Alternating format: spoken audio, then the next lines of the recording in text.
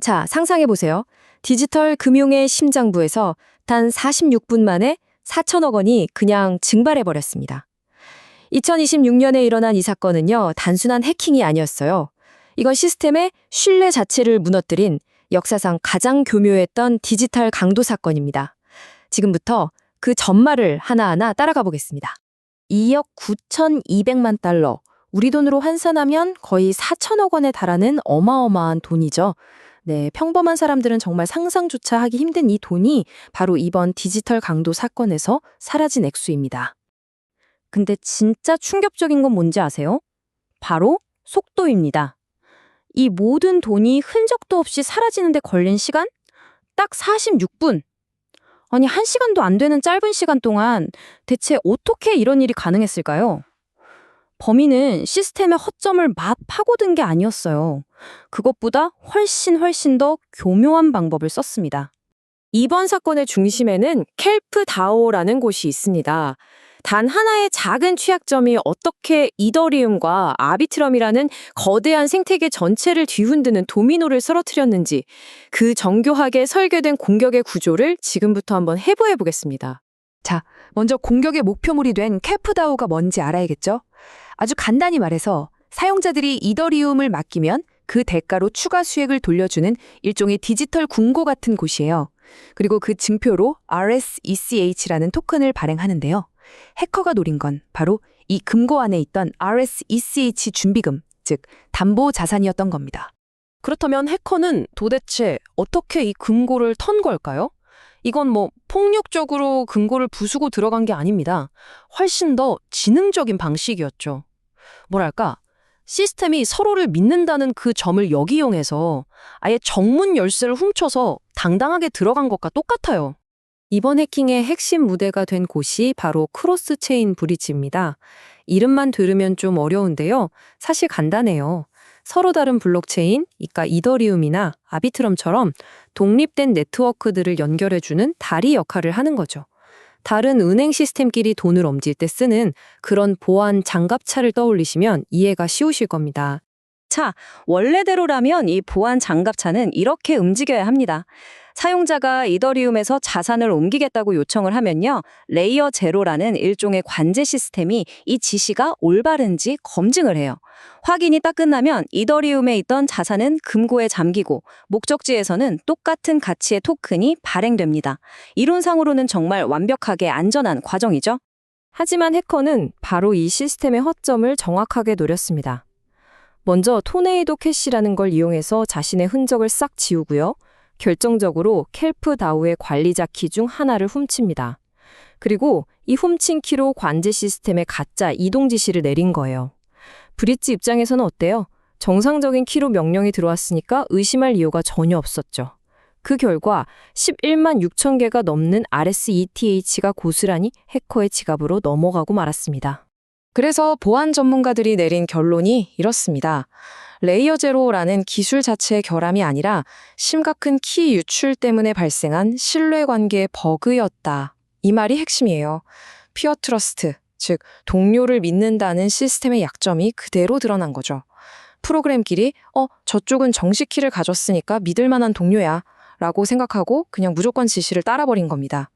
결국 시스템이 뚫렸다기보다는 도둑이 훔친 열쇠로 들어왔는데 경비 시스템이 그를 주인으로 착각한 셈이죠. 자, 이제부터가 진짜 문제입니다. 이 해킹 하나가 어떻게 디파이 생태계 전체를 뒤흔드는 거대한 도미노 효과를 일으켰는지 그 경제적인 충격파를 한번 따라가 보죠. 피해 규모는 정말 상상 이상이었습니다. 도난당한 RSECH는요, 전체 유통량의 무려 18%, 거의 5분의 1에 달하는 양이었어요. 그러니까 시장에 돌아다니는 RSECH 5개 중 하나가 그냥 순식간에 사라져버린 거죠. 그리고 이게 진짜 문제의 시작이었습니다. 바로 이 지점에서 시스템 위기가 시작됩니다. 이더리움이라는 중앙금고의 담보가 사라져 버렸으니 아비트럼을 포함해서 무려 20개가 넘는 다른 네트워크에 쩍 퍼져 있던 RSESTH는 순식간에 담보 없는 껍데기 토큰이 될 위기에 처한 겁니다. 당연히 시장 전체가 극심한 공황 상태에 빠져들기 시작했죠. 이렇게 위기가 전염병처럼 번지기 시작하니까 디파이 생태계 전체가 피해를 막기 위해 정말 필사적인 방어에 나섭니다. 그 긴급 봉쇄 과정을 한번 살펴보시죠. 시간대별로 보면 상황이 얼마나 숨막히게 돌아갔는지 알 수 있습니다. 오후 5시 35분 자금이 털렸습니다. 그리고 정확히 46분 뒤인 6시 21분 켈프다오가 핵심 기능을 얼려버리죠. 근데 진짜 소름 돋는 건 해커가 불과 5분 뒤에 1억 달러를 추가로 훔치려다가 바로 이 동결 조치에 막혔다는 겁니다. 단 5분 차이로 1,000억 원이 넘는 돈을 지켜낸 정말 아찔한 순간이었던 거죠. 이건 더 이상 켈프다운만의 문제가 아니게 된 거예요. 에이브, 스파클랜드 같은 거대 대출 프로토콜들이 연쇄적으로 RSETH 시장을 걸어 잠궜고요. 리도나 이더나 같은 다른 핵심 플레이어들도 방어에 나섰습니다. 디파이 생태계 전체가 바이러스 확산을 막기 위해 일제히 빗장을 건 셈이죠. 그중에서도 대출 프로토콜인 에이브는 거의 직격탄을 맞았습니다. 토큰 가격은 18%나 폭락했고 예치된 자산은 우리 돈으로 수조 원에 달하는 66억 달러가 빠져나갔습니다. 아니 왜 이렇게까지 피해가 컸을까요? 해커가 훔친 이제는 담보 가치가 의심스러운 RSETH를 에이브의 담보로 맡기고 다른 안전한 자산을 빌려가는 식으로 시장을 교란했기 때문입니다. 그리고 이 숫자가 바로 에이브에게 남겨진 아주 뼈아픈 상처입니다. 1억 9,600만 달러, 우리 돈으로 약 2,700억 원. 이게 뭐냐면 해커가 남기고 간 잠재적인 부실 채권의 규모예요. 에이브가 고스란히 떠안게 된 언제 터질지 모르는 시한폭탄 같은 빚인 거죠. 자, 그럼 마지막으로 이 엄청나게 비싼 대가를 치르고 우리가 얻어야 할 교훈은 과연 뭘까요?